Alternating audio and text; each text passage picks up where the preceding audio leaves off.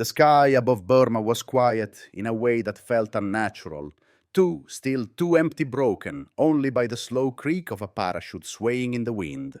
Beneath it hung a young American airman, bleeding from his arm, suspended 4,000 feet above a jungle he was never meant to see up close.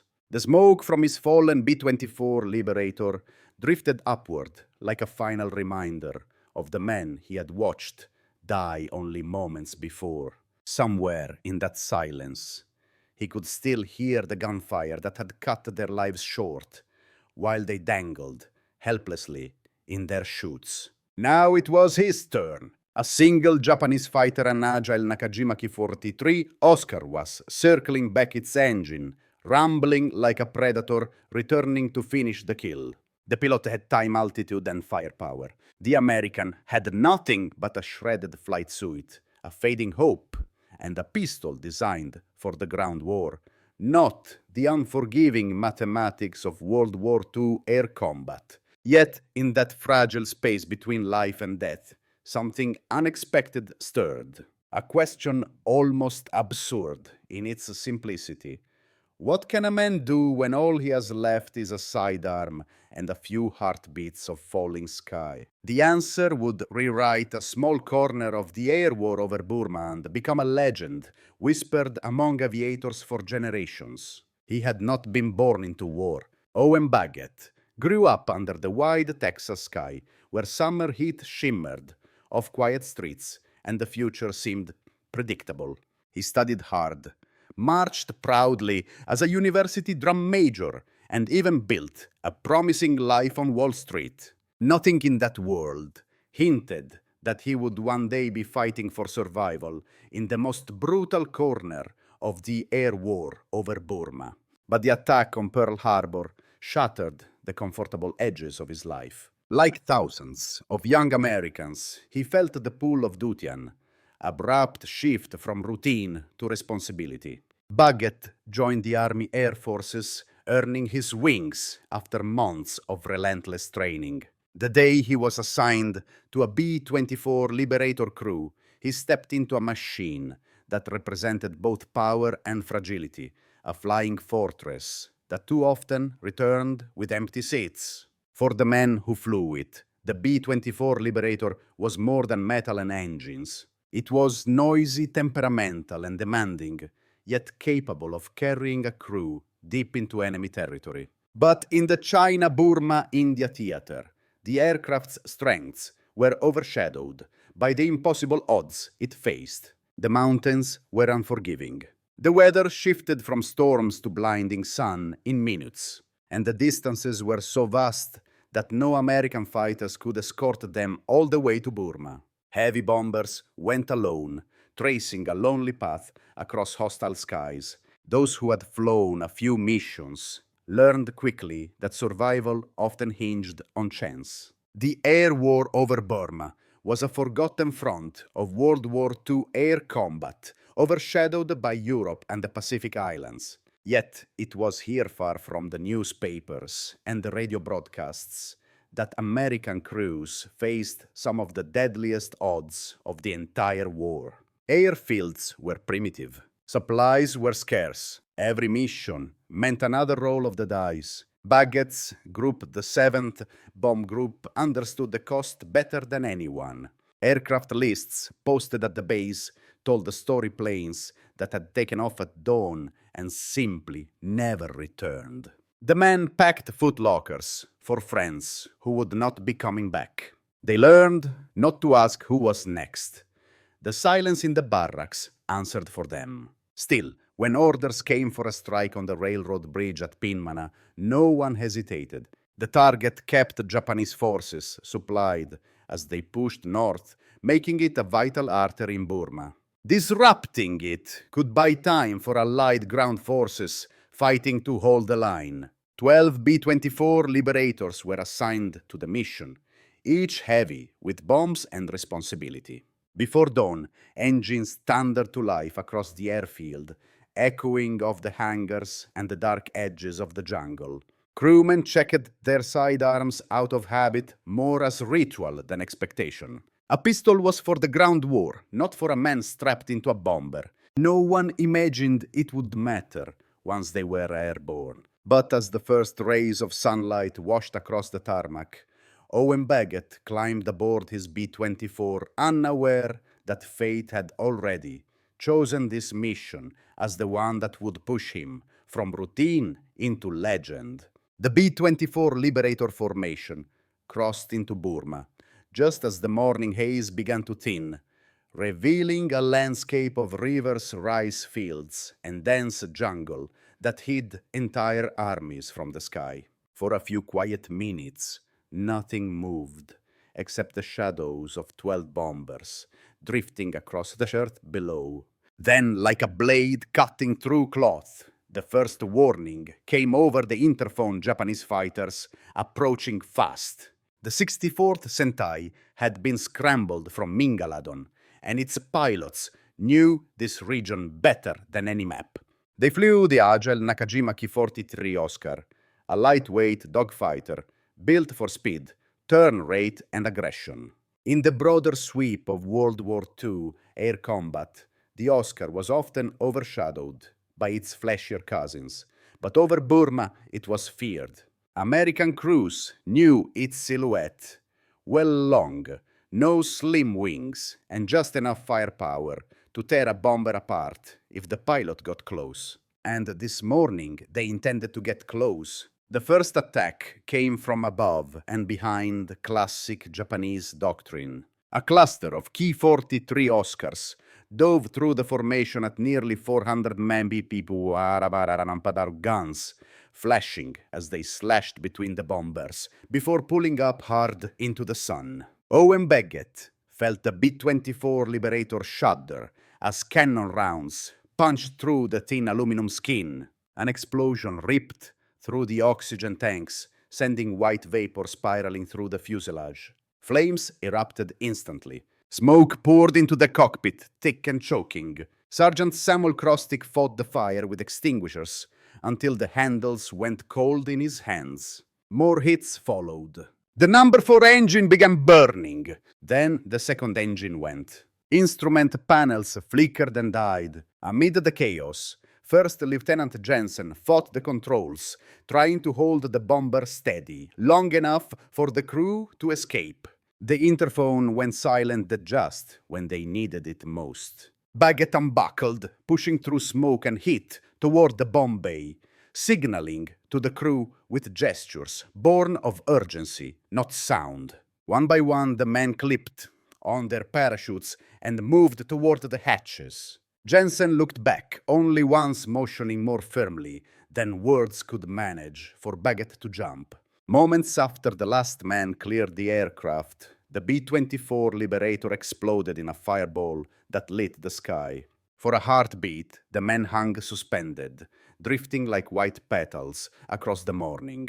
Relief flickered brief, fragile. Then, the Japanese fighters returned. The Ki-43 Oscars had no intention of letting the parachutes reach the ground. They dived again, guns blazing. 2 American airmen were struck mid-air, their bodies falling limp while their parachutes drifted on without them. Baggett watched the tracers cut the sky and understood with terrible clarity that his turn was coming. An Oscar peeled away from the circling fighters and lined up directly on him. He could see the pilot's head, the dark visor, the cowling painted with unit stripes. In that moment, he realized the truth. In the air war over Burma, there was no Geneva Convention, no mercy, only survival. And whatever happened next would depend on what he did with the seconds left to him. The Japanese fighter came in low, its engine throttled back, almost drifting beside him. Owen Baggett let his body go slack, his head hanging forward, as though every thread of life had already slipped away. In the strange stillness of freefall, he could hear nothing but the rustle of his parachute canopy above him. The Nakajima Ki-43 Oscar crept closer, nose-high wings, trembling at the edge of stall. The pilot wanted to be certain to look directly into the face of the man he intended to finish. The canopy of the fighter slid open. Through half-closed eyes, Baggett saw the pilot lean out, 20 feet, maybe less. A distance so small, it felt unreal in the vastness of open sky. What the pilot couldn't see was the M1911 pistol pressed against Baggett's thigh, hidden until the last heartbeat. When the moment came, Owen lifted the pistol and fired 4 times, the recoil jolting through his arm as the world tipped sideways around him. 1 round struck home. The pilot's head snapped back. The Oscar dipped, shuddered, and spiraled downward in a tightening corkscrew that ended somewhere in the jungle below. Baggett didn't celebrate. He didn't even breathe. There was no triumph in the air war over Burma only, the knowledge that he was still alive for a few seconds more. But survival was never guaranteed. 3 more Ki-43 Oscars lunged at him, their gunfire ripping violently through the sky. Bullets tore holes across the parachute canopy, snapping suspension lines. The silk shuddered and fluttered, threatening to collapse entirely. Baggett braced for the moment. The chute would fold and drop him like a stone. Somehow, by chance or providence, it held just enough to slow his fall. At 600 feet, the fighters broke away, unwilling to risk crashing during another dive. The jungle swallowed him whole. Branches slammed against his body as he fell, each impact sending pain across his ribs and limbs. When he finally hit the ground, the breath left his lungs in a single violent burst. For a long moment, the world narrowed to the sound of his heartbeat. Then the pain returned, sharp but survivable. He was bleeding, bruised, shaken but alive. Baggett called out into the green silence and voices answered. First Lieutenant Jensen emerged from the foliage, battered but walking. Then young Samuel Crosstick burned from the fire aboard, the B-24 Liberator yet upright and determined. 3 survivors out of 9. The others were gone, some killed in the sky. Others scattered across miles of unforgiving terrain. They didn't have long to search. Burmese villagers soon appeared, moving carefully through the undergrowth. In war, strangers could be salvation or doom. The 3 airmen were taken prisoner and delivered to Japanese forces, their fate sealed by the uncertainty of a land where loyalties shifted with necessity. When the soldiers heard what Baggett had done, shot down a fighter with a pistol during World War II air combat, they didn't believe it at first, but word traveled quickly. And that unbelievable act would follow him through every step of captivity, through interrogation, through transport, and eventually through the gates of a place far more deadly than the sky he had just survived. Changi prison awaited. For months, Owen Baggett's story lived only in whispered conversations behind barbed wire and in the guarded curiosity of Japanese officers. By the time he reached Changi prison, he had become a quiet legend, an American airman who had brought down a Nakajima Ki-43 Oscar with nothing but a sidearm. Yet to the outside world, the event remained invisible, swallowed by the larger storms of World War II air combat. When the war ended and Allied investigators began piecing together the fates of missing air crews, they turned to captured Japanese records. The air war over Burma had been chaotic, spread across mountains, jungles, and isolated outposts, where documentation was often the only reliable witness. Among the files of the 64th Sentai analysts found a report dated March 31st, 1943, an Oscar lost near Pinmana, its pilot killed, the cause listed as unknown. No American fighters were present. No bomber gunners claimed the hit. The circumstances mirrored Baggett's account almost exactly. Then came the final detail. The pilot's fatal wound was described as a penetrating head injury consistent with a bullet. For the U.S. Army Air Forces, this was enough. Owen Baggett's record was quietly updated to credit him with an aerial victory. There was no press release, no medal ceremony, no attempt to turn his survival into propaganda. In a war filled with triumphs and sorrows, too vast to contain, his story remained a small private line in a service file acknowledged but never celebrated. Yet, the impact spread farther than any official citation. Among Japanese fighter units, the incident became an unspoken caution. Pilots were instructed to avoid close passes on parachutists, to fire from distance, to never approach slowly enough for a desperate man to take aim. In a theater where split-second decisions meant life or death, Baggett's 4 pistol shots quietly rewrote the margins of doctrine. American crews learned from it as well.